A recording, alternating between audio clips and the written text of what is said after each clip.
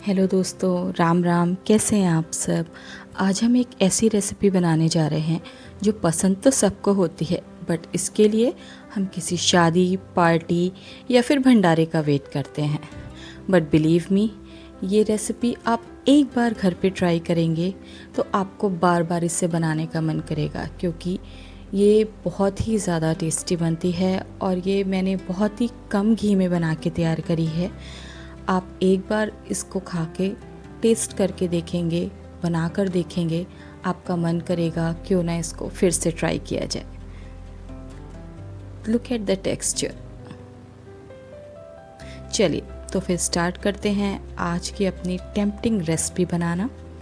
इसके लिए सबसे पहले हमें कुछ इंग्रेडिएंट्स की ज़रूरत होगी, तो हम पहले वो इंग्रेडिएंट्स ले लेते हैं। सबसे पहले हम 1 कटोरी दाल, ये मैंने मूंग की दाल ली है, छोटे दानों वाली दाल है ये। सेम क्वांटिटी में हम चीनी ले लेंगे।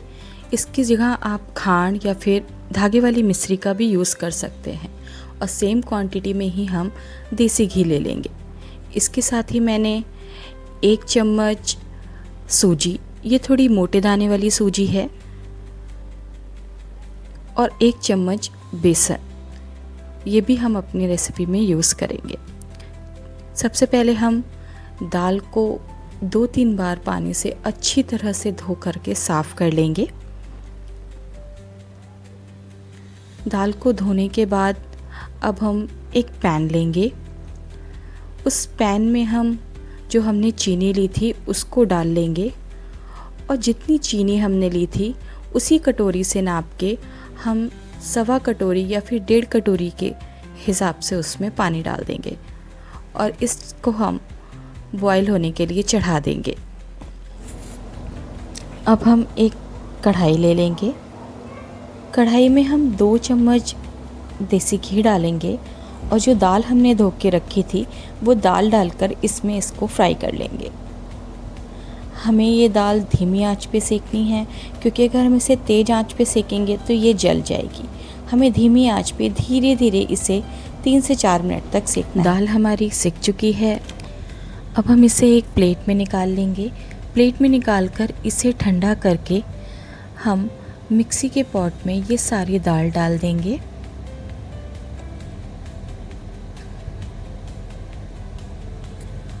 इसके बाद इसका ढक्कन लगाकर हम इसे एक ग्राइंड दे लेंगे। दाल को हमें बहुत ज़्यादा नहीं पीसना है, थोड़ा सा दरदरा सा ही टेक्सचर होना चाहिए।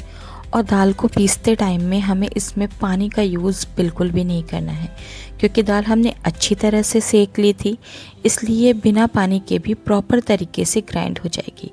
देखिए, ये हल्की सी दरदरी सी है और इसमें बिल्कुल भी पानी नहीं है।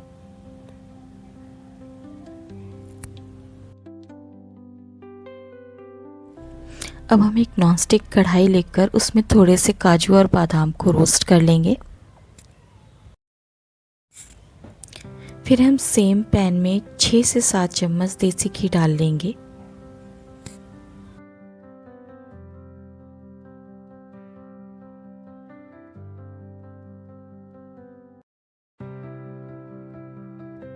घी हल्का सा गर्म होता है, उसके बाद हम इसमें जो हमने सूजी ली थी वो सूजी डाल देंगे, उसे हल्का सा फ्राई होने देंगे। सेम टाइम पे ही हम उसमें बेसन डाल देंगे। सूजी और बेसन हमारे हलवे को हल्का सा सोंधापन सा टेक्सचर देता है। अगर आप चाहें तो 2 चम्मच सूजी या फिर 2 चम्मच बेसन का भी यूज़ कर सकते हैं। हमारा सूजी और बेसन अच्छी तरह से गोल्डन ब्राउन हो चुका है। इसी टाइम पे जो हमने दाल ग्राइंड करके रखी थी वो हम कढ़ाई में डालकर उसे अच्छे से मिक्स कर लेंगे। मैंने यहाँ 2 चम्मच घी का यूज़ और करा है। अब इस दाल को हम अच्छे से मिक्स करके चलाएंगे और इसे भून लेंगे। इस स्टेज तक हमने लगभग आधी कटोरी देसी घी का यूज़ कर लिया है। अब हमने जो चाशनी चढ़ाई थी उसमें हम 2 चिटकी इलायची पाउडर डाल देंगे। दाल को हम अच्छी तरह से चला कर भून लेंगे। 2 चम्मच घी का यूज़ और करा है। अब इस दाल को हम अच्छे से मिक्स करके चलाएंगे और इसे भून लेंगे। इस स्टेज तक हमने लगभग आधी कटोरी देसी घी का यूज़ कर लिया है। अब हमने जो चाशनी चढ़ाई थी उसमें हम 2 चिटकी इलायची पाउडर डाल देंगे। दाल को हम अच्छी तरह से चला कर भून लेंगे। हलवे का कलर हल्का सा चेंज हो गया है। सेम टाइम पे जो चाशनी हमने तैयार की थी वो इसमें हम डाल देंगे और डालकर हमें इसे तुरंत ही अच्छे से भूनना है। चाशनी को हम थोड़ी थोड़ी करके डालेंगे और इसे अच्छे से चलाएंगे।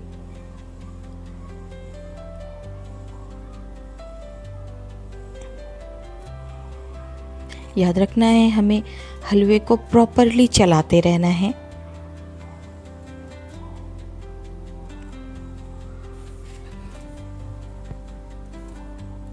इसके साथ ही हम यहाँ पर 1 कटोरी मलाई वाला दूध डाल देंगे और अब हम इसे खूब अच्छे से मिक्स कर लेंगे। यहाँ से हमारी जो रियल मेहनत है वो स्टार्ट होती है। अब हमें इसे हलवे को अच्छे से चलाते हुए खूब अच्छे से भूनना है। यहाँ पर मैंने 1 चम्मच देसी घी और ऐड किया है। अब हमें इस हलवे को अच्छे से चला कर खूब अच्छे से गोल्डन ब्राउन होने तक भूनना है।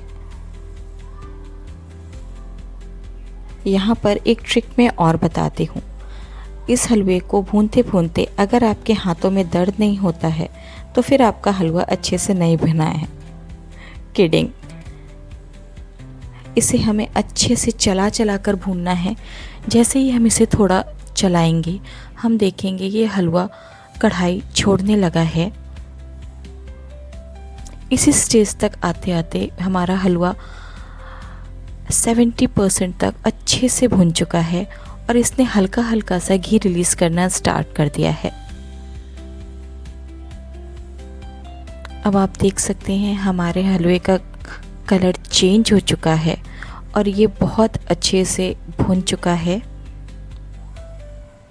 देखिए हमारा हलवा अच्छे से भुन के तैयार हो चुका है। अब हम यहाँ पर जो हमने मेवा को ड्राई रोस्ट करके रखा था उसे क्रश करके डाल देंगे और यहाँ पर मैंने थोड़े से डेजिनेटेड कोकोनट का यूज़ किया है। मुझे हलवे में कोकोनट बहुत पसंद है, आप चाहें तो इसे स्किप भी कर सकते हैं। चलिए अब हम अपने हलवे को निकाल लेते हैं। देखिए हमारा बहुत ही कम घी में बनकर तैयार हुआ हलवा देखने में कितना यमी लग रहा है ना। एंड बिलीव मी, इस पूरे प्रोसेस में मुझे आधी कटोरी से 1 या 2 चम्मच ज़्यादा घी लगा है और उसमें हमारा ये टेम्पटिंग सा हलवा बन के तैयार है।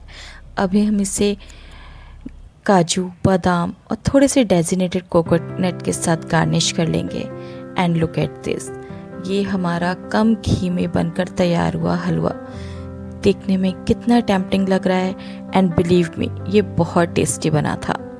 आप भी इस रेसिपी को एक बार ज़रूर ट्राई कीजिएगा और अगर आपको मेरी ये रेसिपी पसंद आई हो तो प्लीज़ मेरे चैनल को लाइक, शेयर एंड सब्सक्राइब ज़रूर कीजिएगा।